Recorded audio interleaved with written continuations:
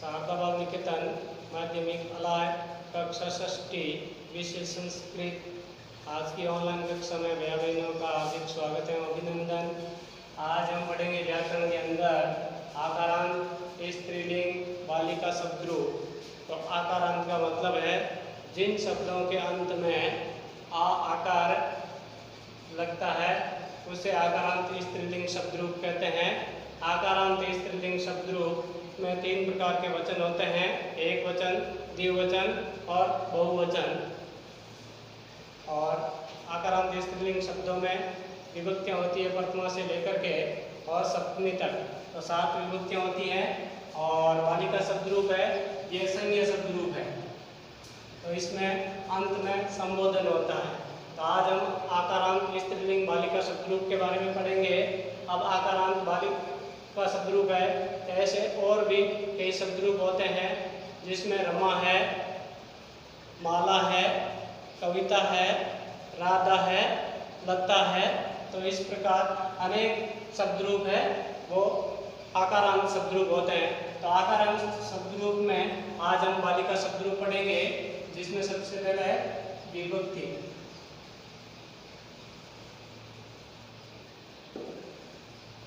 प्रथमा, द्वितीया, तृतीया, चतुर्थी, पंचमी, षष्ठी, सप्तमी,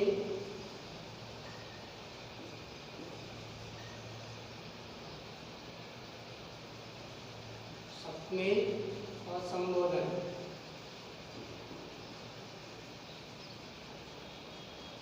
अब बालिका शब्दरूप है वो संज्ञा शब्दरूप है, इसीलिए प्रथमा से सप्तमी तक विभक्ति होती है 7 और अंत में संबोधन होता है, क्योंकि संज्ञा शब्दों में संबोधन होता है और सर्वनाम शब्दों में संबोधन नहीं होता है।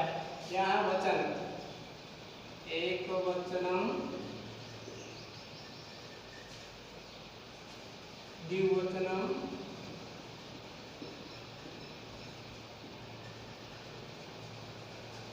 बहुवचनम।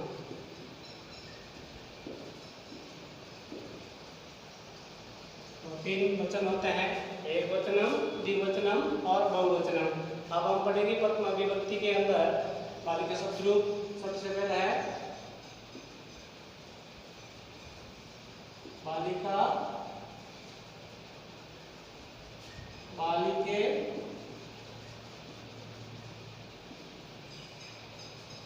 बालिकाः।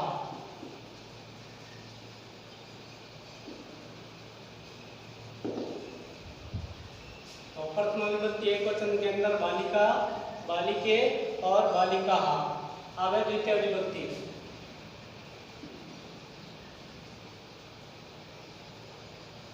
बालिकाम,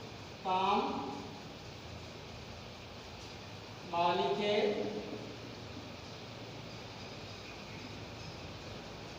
बालिकाः।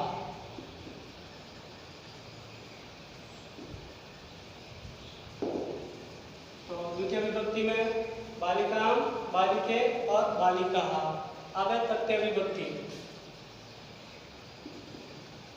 एक वचन में बालिकैया, द्विवचन में बालिका व्याम, बालिका व्याम और बहुवचन में बालिका भी।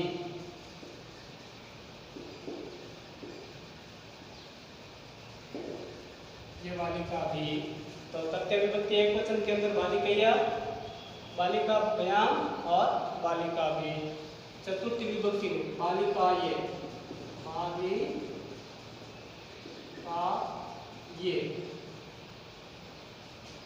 बालिका व्याम,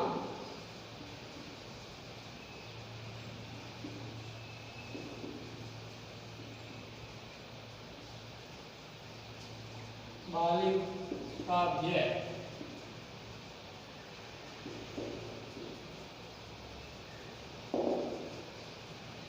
चतुर्थी में बालिकाएं एक वचन, बालिका व्यायाम द्विवचन और बालिका व्यय बहुवचन।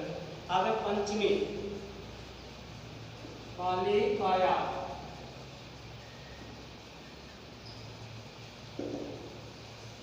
बालिका व्यायाम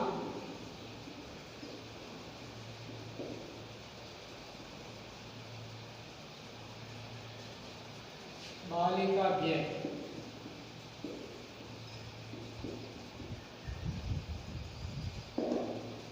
तो पंचमी विभक्ति एक वचन में बालिकाया, बालिका व्यायाम और बालिका व्यय।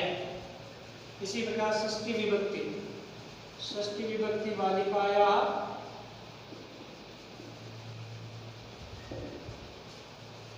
बालिकयो,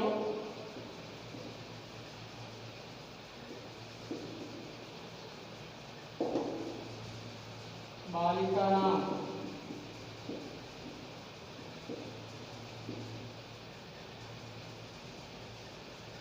अब षष्ठी विभक्ति में बालिकायाः, बालिकयो और बालिकानां।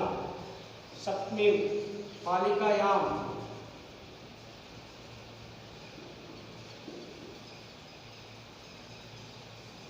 बालिकयो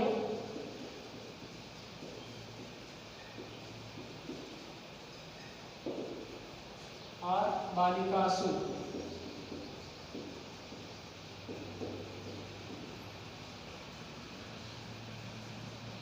सप्तमी बालिकायां, बालिकयो और बालिकासु। अब है संबोधन, हे बालिके,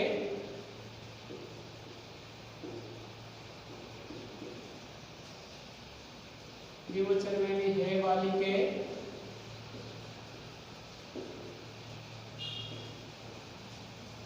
हे बालिका,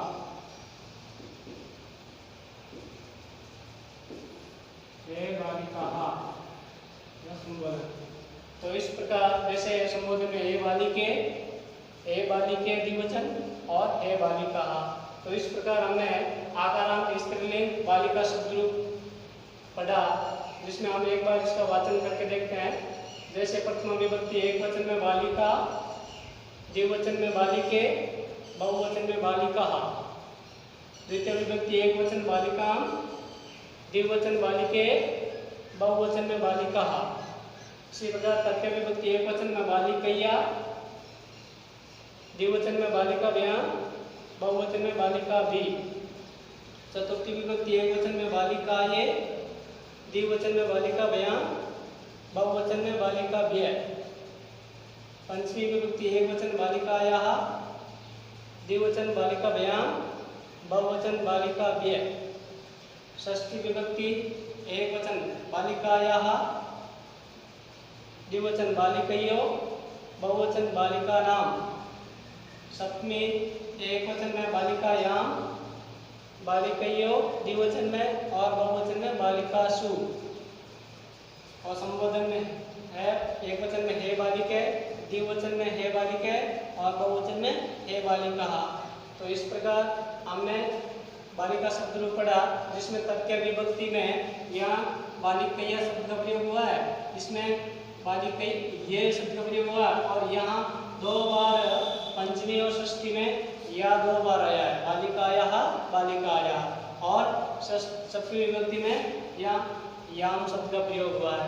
इसी प्रकार यहाँ बालिके द्विवचन में दो बार है और बालिका व्यायाम और बालिका व्यायाम यानी तृतीय, चतुर्थी और पंचमी तीनों में ही द्विवचन में बालिका व्यायाम है।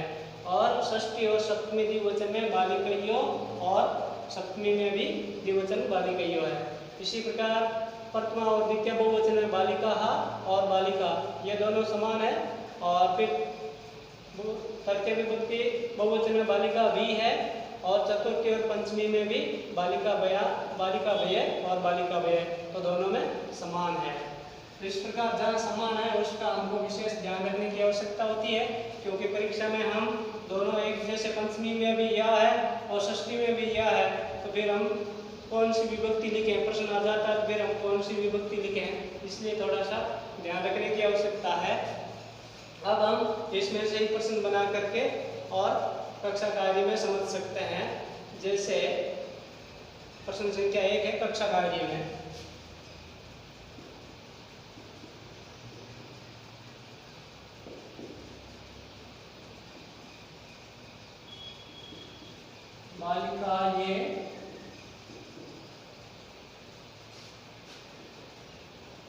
सदस्य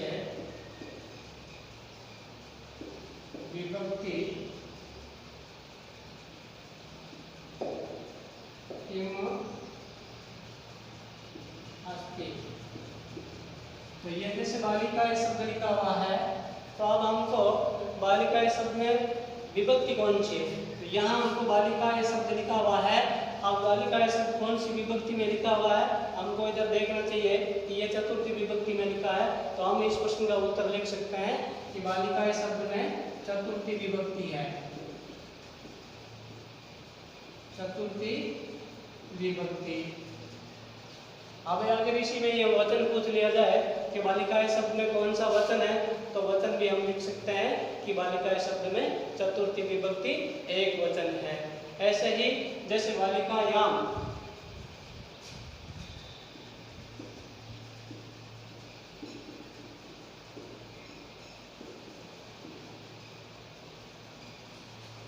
बालिकायाम पदस्य वचनम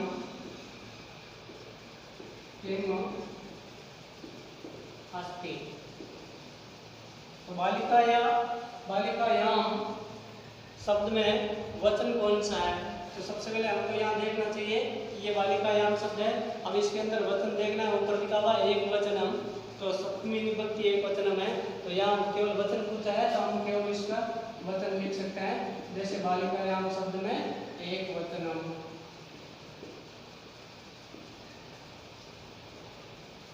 इसी प्रकार प्रश्न संख्या 3,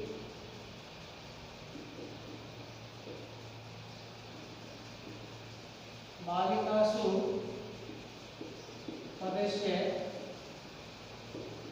का विभक्ति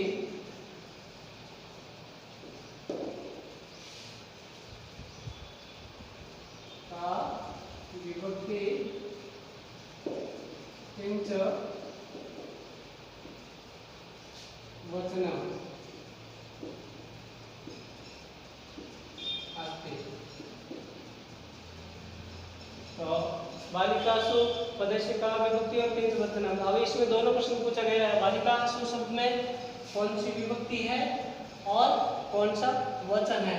तो इसमें हम दोनों उत्तर लिख सकते हैं कि बालिकासु शब्द में कौन सी विभक्ति और कौन सा वचन है। तो यहाँ देखते हैं बालिकासु शब्द लिखा हुआ है यहाँ पर। अब इसमें इधर से विभक्ति देख सकते हैं, तो यहाँ सप्तमी विभक्ति लिखा हुआ है, इधर से वचन देखेंगे तो बहुवचन लिखा हुआ है। तो उत्तर लिखेंगे सप्तमी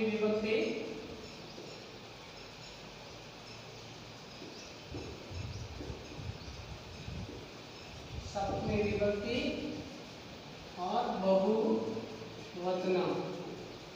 तो इसमें दोनों उत्तर हो गए, इसमें वचन भी हो गया है और विभक्ति भी हो गई है। तो इस प्रकार हम कक्षा में और भी प्रश्न बना करके अभ्यास कर सकते हैं, और इस प्रकार हम बालिका शब्द रूप को बार बार घर पर अभ्यास करेंगे। जैसे यहाँ लिखा है बालिका भी, तो ऐसे हम प्रश्न अगला भी प्रश्न बना सकते हैं। प्रश्न संख्या 4, जैसे बालिका का भी पदस्य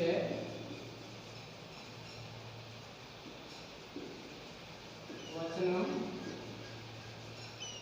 किम अस्ति।